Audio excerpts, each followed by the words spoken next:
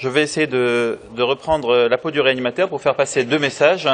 Faire part d'une littérature très décevante sur les maladies de système en réanimation et ensuite nous remettre dans notre rôle de réanimateur vis-à-vis d'un malade qui a une maladie pas habituelle. Chacun d'entre nous qui a eu en charge ces malades, à chaque fois on a tiqué sur un événement clinique et c'est là qu'il faut faire un relais et prendre les malades à quatre mains avec les internistes pour le bon des malades et pour qu'ils meurent moins. Donc pourquoi une telle présentation? C'est surtout pour savoir si on peut extraire de la littérature des événements qui vont nous améliorer pour la prise en charge des patients. En deux mots, les maladies de système ont énormément eu d'investigations cliniques sur ces dernières années, des essais thérapeutiques, des groupes collaboratifs, un peu comme les réanimateurs, et avec une mortalité qui diminue au cours du temps, tant sur le plan du contrôle de la maladie elle-même que sur la prévention des infections. Ici, un papier sur le lupus qui montre que la compréhension du risque infectieux et la gestion des immunosuppresseurs, voire leur remplacement pour des molécules plus ciblées, a permis de diminuer l'incidence des infections. Voilà par exemple un papier sur l'endoxan dans les vascularités à ANCA, et puis cette très belle publication récente qui honore la France sur le rituximab dans les vascularités à ANCA, et on revient finalement chez des malades qui vont au cours de leur séjour, de leur vie avec une maladie de système, une vascularité à ANCA, eh bien moins être exposés à la réanimation parce qu'ils vont avoir des médicaments qui vont moins les abîmer et leur donner un risque infectieux qu'on va dire entre guillemets contrôlé, puisque des malades sous rituximab, on en voit plein. Il y a un risque, on le connaît, mais néanmoins ce ne sont pas eux qui inondent nos services de réanimation pour choc septique ou pour complications virales graves. Ça existe, mais c'est quand même quelque chose de contrôlé. Un autre exemple, la dernière polyarthrite rhumatoïde que vous avez vue, c'est il y a très longtemps, alors que ces malades-là étaient beaucoup plus fréquemment admis en réanimation, grâce à un essor thérapeutique différent, des biothérapies qui ont été utilisées ces dernières années. Et voilà comment est-ce qu'on peut avoir des réponses thérapeutiques avec des molécules. Mais ces nouvelles molécules vont donner moins de poumons métaux ou de complications infectieuses du métaux, mais néanmoins des risques infectieux viraux très graves. Et on peut voir des infections à herpès viscérales très graves, ou bien des hémorragies digestives ou des ischémies digestives. Et donc il faut connaître, comme pour l'oncologie, ces nouvelles molécules, ces pathologies, ces traitements ciblés qui exposent à des nouveaux risques et qui vont amener en réanimation des malades pour lesquels notre culture médicale doit être orientée. Alors, premièrement, le pronostic. Le pronostic, c'est beaucoup des chiffres et des lettres, une littérature qui va finalement assez peu montrer des points spécifiques, c'est-à-dire que peu d'éléments de la prise en charge de la maladie sous-jacente vont influencer la mortalité à court et à moyen terme après l'admission en réanimation. Voilà par exemple une mise à jour qui a été publiée il y a 2 ans maintenant et qui montre l'ensemble des facteurs pronostiques. Bon, évidemment, quand on est grave, on meurt plus, surtout si on est multidéfaillant ou surtout si en plus on a de l'hémorragie, de la thrombose ou des scores très élevés. Pour aller un peu plus en avant, il y a ce papier qui a régné quand même, Bertrand, pendant plus de 20 ans, un groupe collaboratif, une cohorte rétrospective de malades mis en commun, donc 180 malades sur 12 ans, et qui va en fait montrer tout simplement que ces malades-là ont les mêmes facteurs pronostiques que les autres malades de réanimation. Donc finalement, une littérature qui va montrer ici des lettres et beaucoup de chiffres, qui sont les chiffres que vous connaissez d'habitude. Un malade qui a une insuffisance rénale ou un choc septique ou une atteinte respiratoire grave, eh bien, au lieu de mourir dans 12 à 15% des cas comme tous les malades de réa, va avoir une mortalité plutôt au cours de 30%. Voilà un exemple, ici sur des malades lupiques avec, donc des lupus avec SAPL, et vous voyez que les éléments pronostiques, c'est 28% de mortalité, donc en moyenne, 30% c'est le chiffre à retenir. Et bien sûr, si vous avez une atteinte rénale ou une infection, vous mourrez plus. Donc rien de nouveau par rapport aux autres malades de réa. Et ces papiers-là ne permettent pas surtout de savoir comment est-ce qu'on va améliorer la prise en charge sans être à quatre mains. Donc en fait, on a besoin d'éléments cliniques qui vont nous orienter vers une prise en charge collaborative précoce. Là, j'ai mis donc ce matin un jour mon vieux tableau sur, finalement, en 10 ans, il y a eu autant de malades publiés que dans les 20 années précédentes, et globalement sur une trentaine d'années, vous voyez à peu près 1600 patients qui sont publiés dans une trentaine d'études, 9 cas par an, donc vous avez dans vos services de réanimation à peu près un malade par mois, à peu près avec une maladie de système, une vascularite systémique ou une un lupus ou une maladie du tissu conjonctif. Dans 15% des cas, ces malades-là sont diagnostiqués en réa essentiellement à l'occasion d'une poussée de la maladie inaugurale. Ils sont sinon admis dans un cas sur deux pour une poussée de la maladie et dans 40% des cas pour un événement infectieux septique. Et retenez cette mortalité de 35 à 40% sur l'ensemble de ces papiers. Sur les vascularites systémiques, on insiste beaucoup sur le syndrome pneumorénal. Mais les internistes font des topos sur le syndrome pneumorénal. Mais il ne faut pas les appeler pour une complication qu'on n'a pas compris. Il faut faire le bilan, et pour un réanimateur, vous ventilez une pneumonie communautaire en insuffisance respiratoire aiguë, n'a pas 9 grammes d'hémoglobine, n'a pas 7 grammes d'hémoglobine, n'a pas de purpura, ou on peut en avoir, mais en tout cas c'est moins fréquent, et vous devez vous poser la question de savoir si cet infiltrat bilatéral et non focal, comme le serait une pneumonie communautaire, est en fait une hémorragie intra-alvéolaire. Le réanimateur ne va pas appeler l'interniste pour savoir ce que c'est, il va appeler l'interniste pour un syndrome pneumorénal, parce qu'en fait, en faisant un lavage alvéolaire qui va être hémorragique à 2h30 du matin, et en mettant une bandelette urinaire dans les urines, on sait qu'il y a une hémorragie intra-alvéolaire, le syndrome alvéolaire, l'hémoglobine, insuffisance respiratoire, une glomérulonéphrite, et on va donc appeler pour un syndrome pneumorénal. Et d'ailleurs, après quelques années, on peut appeler, après avoir dit qu'on a fait 500 mg ou 1 g de solumédrol à 3h30 du matin, vous nous remercierez de ne pas vous avoir réveillé. Mais néanmoins, c'est comme ça que ça se passe. Si on fait ça, qu'est-ce qu'on rate ? Quelles sont les maladies infectieuses qui donnent une hémorragie intra-alvéolaire et une glomérulonéphrite?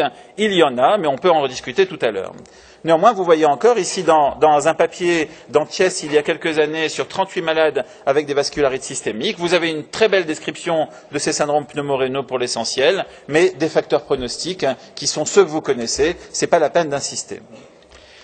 Moi, j'aime bien ce papier qui a été publié il y a 2 ans et qui montre très bien une épidémiologie changeante de ces lupus admis en réanimation. C'est quand même à Taïwan 2870 malades qui vont avoir un premier séjour en réa, donc une énorme base de données sur une période de 9 ans. Et on voit que c'est des malades qui arrivent en réa de plus en plus vieux, c'est-à-dire souvent à l'occasion d'une rechute ou d'une poussée de la maladie, qui ont une maladie d'ailleurs qui évolue depuis plus de 3 ans beaucoup plus fréquemment, qui ont aussi moins d'infections, c'est-à-dire qu'ils vont avoir des déférences d'organes plutôt spécifiques parce qu'ils ont des traitements qui sont moins immunosuppresseurs, qui abîment moins les épithéliums et les endothéliums et qui aussi ont des préventions, des vaccinations, du Bactrim, éventuellement des antiviraux prophylactiques, et donc ils vont arriver pour une maladie différente.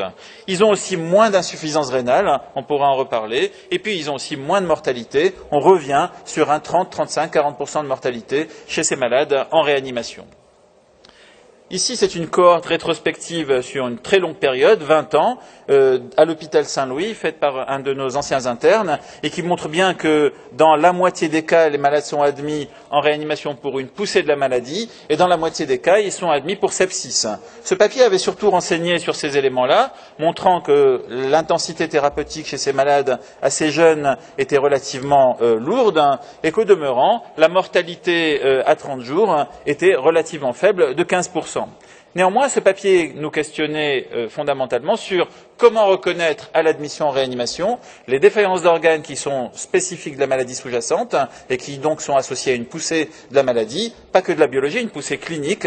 C'est quand même la règle, on pourra d'ailleurs vous questionner à ce sujet, ou bien des défaillances d'organes qui sont liées à un choc septique ou bien à une infection grave pour laquelle on doit avancer. Et donc on a poursuivi en faisant un autre travail collaboratif qui a été donc géré par Guillaume Dumas, et Guillaume Géry, donc à l'hôpital Saint-Louis, à l'hôpital Cochin, donc dans un certain nombre de services de réanimation en France, 10 services, eh bien on retrouve des facteurs pronostiques classiques, mais surtout on essaye d'avoir un modèle qui permet de faire la différence entre l'infection et la poussée de la maladie. Et vous voyez que quand on est avec une maladie qui est diagnostiquée en réa, c'est très souvent des défaillances d'organes spécifiques. Chez les malades les plus jeunes, c'est plus souvent des malades spécifiques. Et l'état de choc, à l'inverse, l'état de choc est plus souvent, alors le CAPS reste une maladie quand même exceptionnelle, l'état de choc, c'est quand même, en général, lié à une infection bactérienne et doit avoir la prise en charge que les réanimateurs connaissent par cœur. Quand on revient sur le détail de ces 387 patients. Leur épidémiologie, c'est surtout des lupus, mais aussi d'autres connectivites, quelques vascularites, en cas ou pas. Et puis, on voit bien qu'il y a d'autres malades qui ont des maladies de système, avec en particulier du SAPL primitif et quelques sarcoïdoses. C'est des malades qui ont beaucoup de comorbidités. On voit bien qu'ils vieillissent au cours du temps et ils ont souvent des maladies chroniques. Ils ont, quel que soit le type de maladie sous-jacente, toujours cette répartition poussée de la maladie, infection, toxicité. Je pense que ça fait partie des questions que le réanimateur doit se poser à l'admission du malade en réa. Est-ce que c'est une poussée de la maladie? J'examine de fond en comble le malade, y compris avec des petites choses comme les bandelettes urinaires et une biologie très simple, sans aller vers des folies. Et on arrive quand même à savoir si c'est une poussée de la maladie, si c'est une infection, le réanimateur connaît ça par cœur, ou si c'est une toxicité des différents traitements. Là, on va se cultiver, demander aux internistes, regarder sur la littérature, et on va se faire une idée. Mais ça fait partie de cette question qu'on doit se poser au départ. La pathologie, elle est essentiellement aujourd'hui avec les prophylaxies de la maladie infectieuse communautaire non opportuniste. Au demeurant, si c'est une pneumocystose, vous la reconnaîtrez. Selon l'exposition des malades à l'hôpital aux antibiotiques et aux procédures, vous évaluerez le risque de pathogènes résistants ou multirésistants. Et au demeurant, quand on s'intéresse à savoir quelles sont les étiologies, eh bien vous voyez que la majorité des insuffisances respiratoires aiguës, c'est des pneumonies et des OAP. Le poumon, l'hémorragie intra-alvéolaire, chez ces malades très souvent déjà diagnostiqués, c'est moins fréquent. Les états de choc sont essentiellement des chocs septiques ou cardiogéniques, ça a déjà été évoqué. L'insuffisance rénale reste pour l'essentiel de la nécrose tubulaire ou de l'insuffisance rénale, on va dire transitoire et fonctionnelle. La glomérulonéphrite est relativement facile à repérer, à évoquer, et c'est pas le diagnostic le plus fréquent. L'atteinte neurologique, elle est multifactorielle. Attention à l'épilepsie infraclinique. Et puis, les atteintes vasculaires, c'est tout et n'importe quoi, en particulier de la thrombose, de l'hémorragie. Attention aux polysérites. Pour avancer, ces malades ont une intensité thérapeutique qui est très lourde et une mortalité par rapport aux autres malades de réa. Vous voyez, ils ont des bolus, ils ont de l'endoxan pour les lupus non contrôlés, de l'échange plasmatique, il y a ici quelques mates, mais aussi des vascularites systémiques, des anti-CD20, des immunoglobulines intraveineuses. Et au final, leur mortalité, elle est de 20%, c'est-à-dire qu'elle est beaucoup moins que celle qu'aurait un choc septique isolé par rapport à un malade qui a une poussée de sa maladie. Un dernier papier récent dans cette littérature, c'est un papier du groupe de Cochin, de Frédéric Penn, montrant la gravité des sclérodermies systémiques en réanimation, en particulier quand elles relèvent de la ventilation mécanique. Vraiment un groupe de malades qui n'est pas fréquent, mais qui est quand même très grave quand ils sont admis en réanimation. Ma déception, finalement, c'est surtout que cette littérature, c'est des chiffres et des lettres. Les chiffres que vous connaissez sur le résultat des défaillances d'organes et de leur prise en charge, et des lettres, c'est-à-dire des acronymes de maladies, et éventuellement des trucs un peu techniques. Et finalement, qu'est-ce qu'on peut retenir de tout ça ? La première chose, c'est que les gens, quand même, publient aussi leurs erreurs. Et il faut bien voir, il y a un retard diagnostique majeur chez ces malades-là. Je continue à dire, et Bertrand insiste énormément là-dessus, un réanimateur, c'est un interniste avec des outils de la maladie aiguë. Et il faut quand même, quand on a une pneumonie communautaire, c'est rare d'abord qu'elle ait cette maladie, mais bien sûr, cet aspect, mais c'est bien sûr, ça peut arriver. En tout cas, c'est pas un aspect focal. Et le moins qu'on puisse dire, c'est que quand ils ont 7 grammes d'hémoglobine, eh bien, il faut se poser des questions. Ici, voilà, c'est un cas d'un malade qui a traîné, qui a été envoyé en ECMO, puis ensuite en proposition à une biopsie pulmonaire, et puis le médecin qui l'a évalué s'est posé les bonnes questions et a fait le diagnostic de capillarite. Et en fait, le malade n'a pas eu de biopsie pulmonaire, et alors qu'il avait une prise en charge déjà très retardée, a répondu de façon impressionnante à la corticothérapie et à l'endoxan. Aujourd'hui, d'ailleurs, il n'aurait peut-être pas eu d'endoxan. Ici, c'est d'autres exemples de malades qui ont été diagnostiqués avec méprise pour des métastases pulmonaires, qu'ils aient eu ou pas d'ailleurs une tumeur, et qui sont en fait d'autres formes moins graves, mais qui peuvent arriver en réanimation à l'occasion d'une défaillance rénale ou hémodynamique. Et en fait, ces malades considérés comme des infections chroniques ou des métastases étaient en fait d'autres cas de vascularite systémique, mais dans une forme nodulaire. Ils n'étaient pas venus pour l'insuffisance respiratoire, mais pour une défaillance d'organes associée. Quand on s'intéresse à ces malades-là, le 4 mains, c'est pas possible autrement. Il faut gérer ces malades-là avec les internistes. Pourquoi ? Parce que la première étape de la prise en charge, qui est l'amélioration de l'oxygénation, l'enquête étiologique, l'antibiothérapie empirique, très bien. Mais au bout d'un moment, on se rend bien compte que par rapport aux 99 derniers malades, eh bien celui-là, il ne ressemble pas aux autres, ce 1%-là. Et donc, on va rapidement passer au scan, si ça n'a pas été déjà fait, et appeler l'interniste ou l'immunothérapeute. Enfin, il y a plusieurs intervenants possibles. Et vous allez savoir si vous devez commencer une corticothérapie. Elle est assez facile à décider dans l'hémorragie intra-alvéolaire, assez facile dans l'alvéolite lymphocytaire, si tant est qu'on ait fait un lavage et qu'on ait récupéré la formule du lavage. Et puis dans d'autres cas, c'est plus difficile. Ça peut être justifié par l'intensité thérapeutique, par des déférences d'organes OCC ou une poussée de la maladie en même temps. Cette littérature-là, elle est bien sûr connue des internistes et elle est aussi plus facile quand on gère ces malades à 4 mains. Par exemple, de reclasser les malades pour savoir s'ils ont pneumopathie interstitielle non spécifique ou bien un tableau de fibrose déjà chronique, etc. On peut très bien comprendre que les réanimateurs n'en aient pas l'expérience, mais avec des pneumologues patentés ou avec des internistes, c'est plus facile d'avoir ensuite des éléments pronostiques et le traitement. Sur le syndrome pneumorénal, j'insiste, le réanimateur devrait être capable de tiquer en disant il y a quelque chose qui se passe pour ce malade-là qui n'est pas comme d'habitude, de descendre un fibroscope et de faire un lavage alvéolaire. C'est vraiment un examen extrêmement facile chez un malade intubé. Je veux bien qu'il puisse être parfois mal supporté, c'est vrai, mais l'enjeu là est quand même majeur. Et si vous avez un malade qui arrive à 4h30 du matin avec une maladie diffuse très hypoxémique, qui se retrouve intubé et ventilé, qui a une hémorragie intra-alvéolaire et en plus il a quelques croix de protéinurie, voire un peu d'hématurie sur la bandelette urinaire et 300 micromoles de créate, n'attendez pas, vous faites 500 mg de solumédrol et puis je m'excuserai pour vous si c'était pas ça, mais on peut en rediscuter, c'est là la question qu'on doit poser aux internistes. Sur le syndrome pneumorénal, c'est bien sûr pas une pneumonie communautaire à un état de choc avec insuffisance rénale, donc c'est pas une maladie bactérienne, c'est vraiment une hémorragie intra-alvéolaire et une glomérulonéphrite. Les étiologies sont multiples, mais on en reste sur le syndrome pneumorénal des vascularites à ANCA pour l'essentiel. Le goût de pasture, c'est vraiment cette maladie-là qui excite d'ailleurs les réanimateurs parce on en voit peu, c'est des malades jeunes, c'est des contextes particuliers, et surtout la littérature est unanime. Pas de retard thérapeutique. Si vous commencez votre bolus avant que le malade ait 500 micromoles de créate, vous avez une vraie récupération rénale. Sinon, c'est la transplantation rénale ou l'insuffisance rénale chronique. C'est plus compliqué.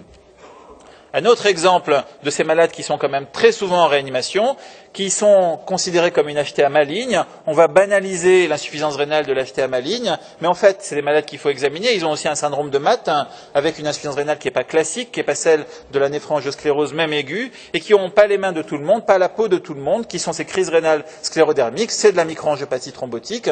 Bien sûr, elle n'est pas Adam stress dépendant, elle ne nécessite pas d'échange plasmatique, mais elle nécessite en urgence des inhibiteurs de l'enzyme de conversion qui ont transformé le pronostic de cette maladie, un diagnostic et puis un support dialytique, et avec quand même des résultats très différents par rapport aux cohortes historiques, des malades qui peuvent avoir vraiment un meilleur pronostic. Et puis sur le SAPL, tout a été dit, encore une fois j'insiste, il y a des éléments cliniques qui font qu'on devrait appeler les internistes, non pas pour un anticorps positif, non pas pour un TCA allongé, mais des éléments cliniques. On doit tiquer sur l'examen clinique de ce malade-là, n'est pas celui des 99 derniers, et on doit alerter l'interniste et l'appeler, non pas pour qu'il fasse le diagnostic, mais pour qu'il confirme nos hypothèses diagnostiques. Encore une fois, une des choses et un des messages accessoires de ce topo, c'est de ne pas appeler un interniste pour un anticorps positif, mais d'appeler pour un syndrome clinique avec un bilan qui a été demandé, un bilan raisonnable. Vous voyez que dans la plupart des cas, un anticorps antinucléaire, un complément, un bilan inflammatoire et des ANCA peuvent suffire dans ces syndromes pneumorénaux. C'est pas la peine d'en dépenser trop. On n'a souvent pas besoin de faire tout ça. Pour conclure, ce sont des malades rares, mais dont le pronostic a énormément évolué ces dernières années. Le diagnostic peut être fait en réanimation, surtout sur une atteinte rénale ou pulmonaire. Attention, toxicité, sepsis bactérien ou sepsis opportuniste ou sepsis virale grave et poussée de la maladie sont les questions qu'on doit se poser à l'admission en réanimation. Il y a encore beaucoup de maladies bactériennes, c'est quand même l'essentiel. L'antibiothérapie sur ces déférences d'organes qui est basée sur le malade et ses risques, eh bien, c'est important.